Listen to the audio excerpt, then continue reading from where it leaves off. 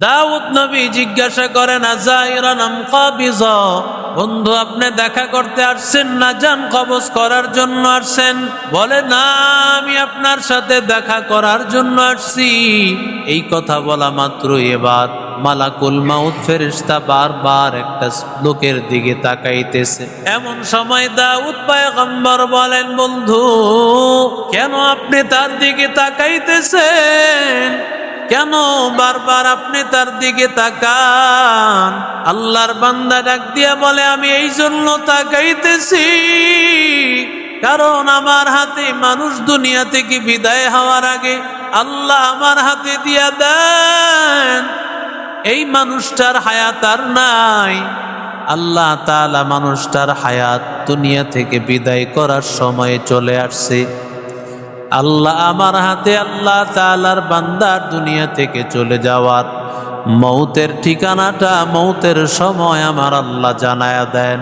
আমি আল্লাহর পক্ষ থেকে জেনেছি আপনার দরবারে যেই বান্দা বসা, আমি আফসোস করতেছি আর চিন্তা করতেছি এই বান্দার কিছুক্ষণ পরে মৃত্যু হয়ে যাবে, হায়াত চলে যাবে।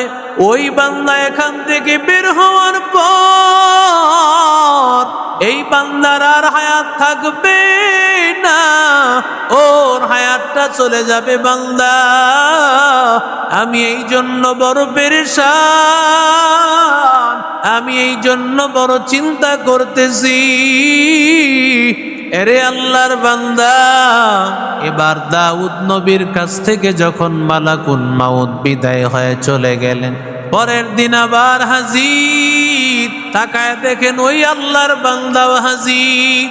বন্ধু আপনি না বলেছিলেন এই বান্দা থাকবে না, এই বান্দা নাকি দুনিয়া থেকে বিদায় হয়ে চলে যাবে, কিন্তু এই বান্দা তো আজকেও আমার কাছে বসে আছে, কারণটা কি?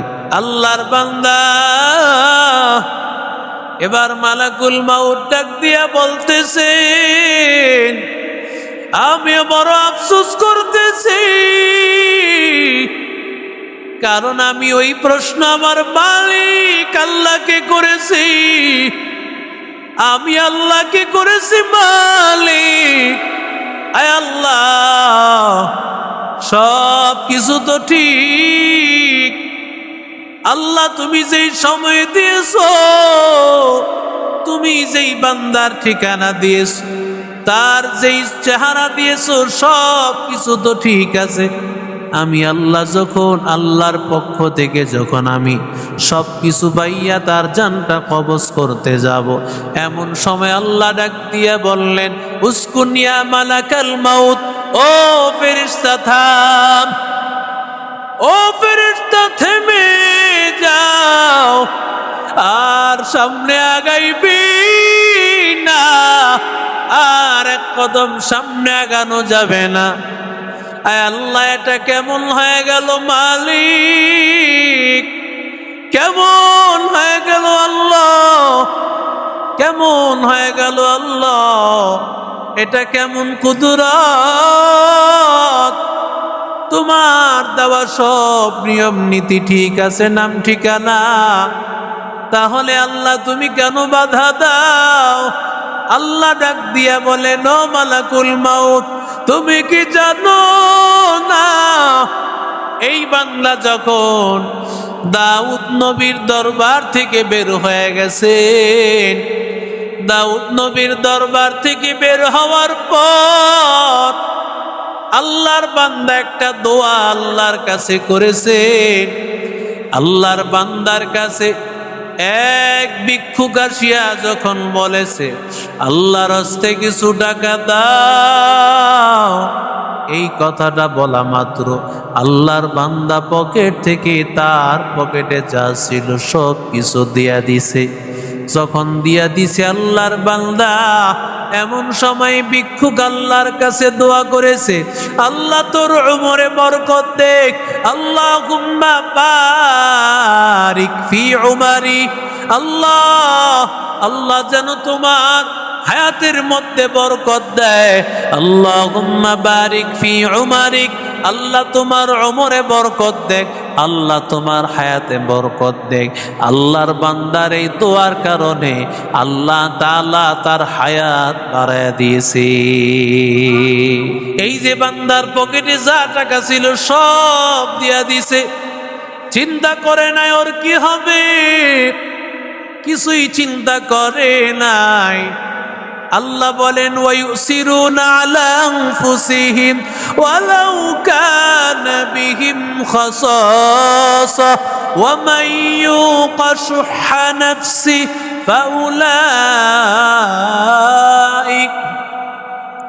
ফাউলাইকা হুমুল মুফলিহুন। আল্লাহ বলেন যেই বান্দা অন্তর থেকে কৃপণতা চলে যাবে, যেই বান্দার অন্তরটা বড় হয়ে যাবে, আল্লাহ যার দিলটা বড় করে দিবে, যেই মানুষেরা অন্যকে প্রাধান্য দিতে জানবে, নিজের ভাইকে মূল্যায়ন করতে জানবে, আমার আল্লাহ তার এত বরকত দিবেন, আমার আল্লাহ তাআলা এত বেশি বাড়ায় দিবেন, ওই বান্দা চিন্তাও করতে পারবে না আমার আল্লাহ কত বেশি বাড়ায় দিবেন। এরে আল্লাহর বান্দা,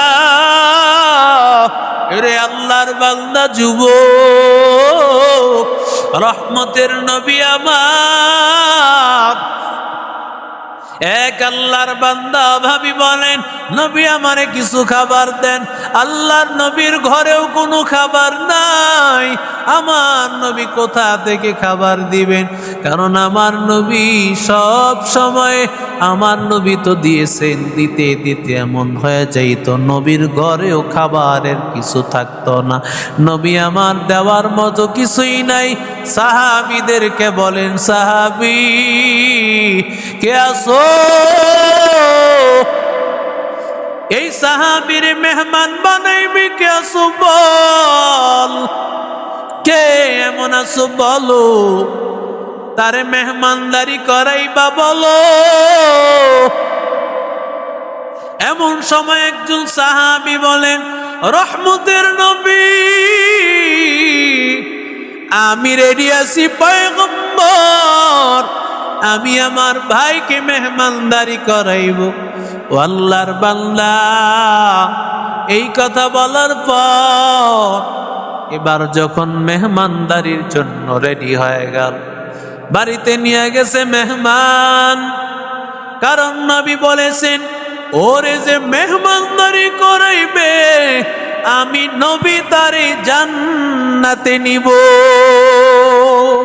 কিন্তু সাহাবীরাও তখন তো অভাবের সময়, কিন্তু এই সাহাবী বড় হিম্মত করিয়া ভাইকে নিয়ে গেল নিজের ঘরের মধ্যে নিয়ে যাওয়ার পরে বলে, এই ভাইটাকে আমি নবীর দরবার থেকে নিয়ে আসছি, আমার নবী বলেছেন ওর মেহমানদারি করাইতে পারলে নবী আমার জান্নাতে নিবেন।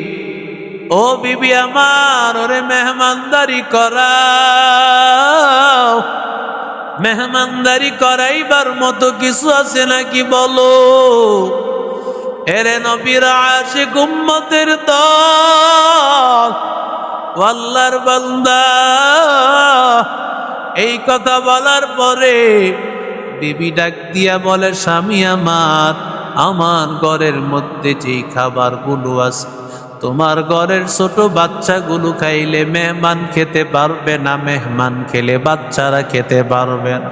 সামান্য কিছু খাবার, এত সামান্য খাবার কি করিয়া পারবে?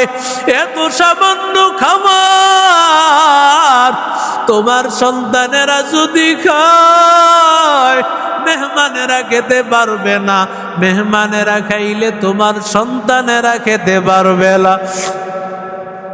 এবার স্বামী ডাক দিয়া বলে, বিবি মেহমানের মেহমানদারি করা লাগবে, তাড়াতাড়ি ওদেরকে মেহমানদারির ব্যবস্থা কর। এবার মেহমানদারির ব্যবস্থা শুরু হয়ে গেল। বিবিরে ডাক দিয়া বলে, বিবি মেহমান তো এমনিতে খাবে না, আমরা যখন বসবো মেহমানও চাইবে আমরা খাইলে সেও আমাদের সাথে বসবে, না হয় বসবে না। একটা কাজ করিও, একই সাথে প্লেট নিয়ে বসবো, যখন নাকি আমিও বসবো, বসার পরে আর তুমি হারিকেন কুপি নিবাইয়া দিবা। যখন কুপি নিবাইয়া দিবা, নিবাইয়া দেওয়ার পর আমি থালাটা নিয়ে আমি হাত সামনের দিকে নিতে থাকবো, বন্ধুরে বুঝাইবো আমিও সাথে সাথে খাইতেছি, কিন্তু না না আমি তো খাই না, আমার হাত তো এমনিতেই চলে। ও আল্লাহর বান্দা, এর যুবক, ও নবীর আশিক উম্মতের দল, মেহমানকে তৃপ্তি সহকারে, ছেলে মেয়েগুলো খাইলো না, স্ত্রীও না, স্বামীও খাইলো না, কিন্তু মেহমানকে খাওয়াইলো। মেহমান তৃপ্তি সহকারে খাওয়ার পর এবার সকাল বেলায় যখন রহমতের নবীর দরবারে আল্লাহর বান্দা ফজরের নামাজে হাজির, নবী ডাক দিয়া বলেন, সাহাবী শোন, গতকাল তোর বিবি আর তোর আমল আমার আল্লাহ দেখতে পেয়েছে, আমার আল্লাহ এত খুশি হয়েছে রে বান্দা, আমার আল্লাহ তাআলা তোদের আমলে খুশি হইয়া আল্লাহ তাআলা আয়াত নাজিল করেছেন, ওয়ায়ুসিরুনা আলা আনফুসিহিম ওয়ালাউ কানা বিহিম খাসাসা ওয়া মান ইউকা শুহা নাফসিহি ফাউলাইকা হুমুল মুফলিহুন। আল্লাহ তাআলা তোদের আমলের কারণে আল্লাহ জান্নাতের ঘোষণা দিয়েছেন, তোরা জান্নাতি হয়ে গেছো, আল্লাহর কাছে তোরা জান্নাতি। আল্লাহ তোদেরকে জাহান্নাম থেকে বাঁচায় দিয়েছে শুধুমাত্র এই মেহমানদারি করানোর কারণে। নিজের সন্তান খাবে, নিজের পরিবার খাবে, ওদেরকে না খাওয়াইয়া মেহমানদারি করেছো। সাহাবী নবীর মেহমানের মেহমানদারি করেছো। আল্লাহ ডাক দিয়া বলে, রে গোলাম, তুমি নিজের উপর অন্যকে প্রাধান্য দাও, কারণ বান্দা যদি অন্যরে প্রাধান্য দাও, তোমার ভাইকে যদি প্রাধান্য দাও, তোমার ভাইকে বান্দা যদি খাবারে পোশাকের সময়ে সব কাজে তোমার ভাইকে প্রাধান্য দিবা, নিজের জন্য যেটা মহব্বত করো, পছন্দ করো, ভাইয়ের জন্য করো। ওরে আল্লাহর বান্দা, নিজের ভাইকে তুমি মহব্বত করো, কাছে ডানিয়া নাও, গরিব মানুষকে ভালোবাসো, মানুষকে অবহেলা করিও না। আল্লাহর কোরআনের রাস্তায় চল, নবীর তরিকায় চল। আরে আল্লাহর বান্দারা, যদি আল্লাহর নবীর আদর্শে চলতে পারো, চক্ষুটা বন্ধ হতে দেরি হবে, জান্নাতে যাইতে বান্দা দেরি হবে না।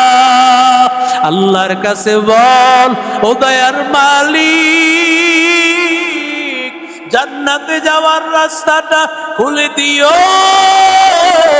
আয় আল্লাহ, জান্নাতের রাস্তাটা সহজ করে দিও। ওরে বান্দা, নিজের ভাইরে প্রাধান্য দাও, বন্ধুকে দাও, পরিবারের লোকদেরকে প্রাধান্য দাও। আলেম পাইলে কলিজা দিয়া ভালোবাসো, হাফেজ পাইলে ভালোবাসো, তালিবুল ইলম রে ভালোবাসো, মসজিদের ইমাম রে ভালোবাসো। তাদেরকে যদি প্রাধান্য দিতে পারো, তাদেরকে যদি মায়া করতে পারো, রহমতের নবী আমার বলেন, হাসরের ময়দানে তুমি আমার সাথেই থাকবা, আর আমার আল্লাহ আরশে আজিমের মেহমান বানাইয়া নবীর ওয়ারিস উলামায়ে কারামের সুপারিশ করাইয়া জান্নাতে পৌঁছায় দিবি।